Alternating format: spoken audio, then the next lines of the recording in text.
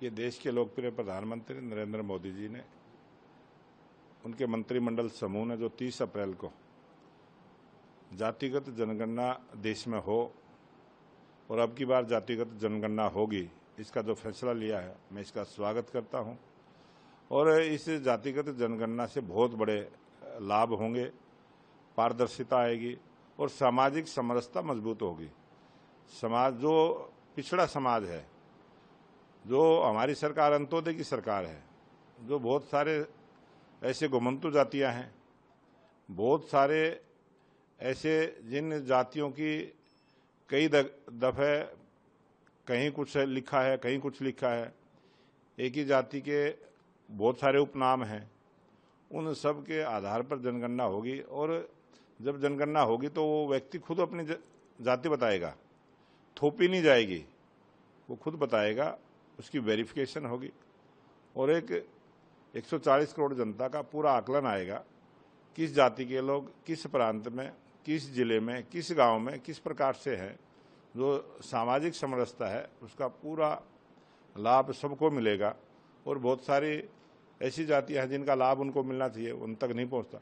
गरीब का हक गरीब के घर तक पहुंचाना जो देश के प्रधानमंत्री नरेंद्र मोदी जी ने कहा है, वो मिशन पूरा होगा और गरीब का हक गरीब के घर तक पहुंचेगा।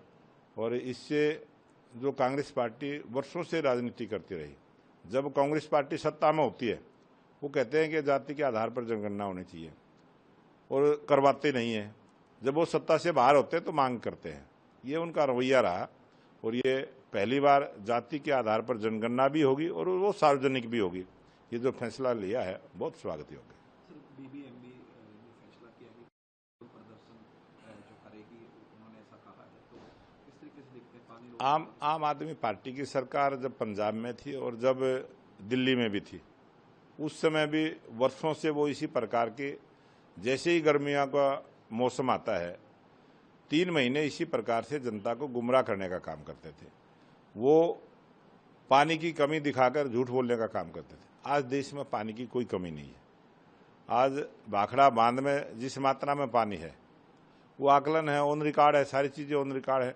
और टेक्निकल कमेटी ने जो निर्णय लिया है वो बहुत स्वागत योग्य है। उन्होंने ठीक सच्चाई के आधार पर निर्णय लिया है और सच्चाई के आधार पर जो हरियाणा को पानी मिलेगा, जो दिल्ली को पीने का पानी मिलेगा, पीने के पानी पर इस प्रकार की राजनीति करना ये केजरीवाल का पुराना स्वभाव है। और अब दिल्ली में चुनाव हुए, दिल्ली में उनकी बहुत बड़ी हार हुई है और दिल्ली की हार की झेप मिटाने के लिए, दिल्ली की जनता से बदला लेने के लिए मैं ये मानता हूं कि केजरीवाल ने ही भगवत मान को उकसाने का काम किया है। केजरीवाल के ही आदेश से भगवत मान इस प्रकार की बयानबाजी कर रहे हैं।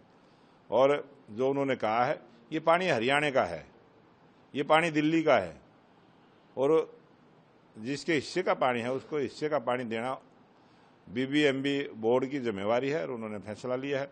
इसमें केजरीवाल और भगवत मान राजनीति ना करें, उन्होंने इस राजनीति से बचना चाहिए। और जल के ऊपर उन्होंने राजनीति दिल्ली में करके देखी है।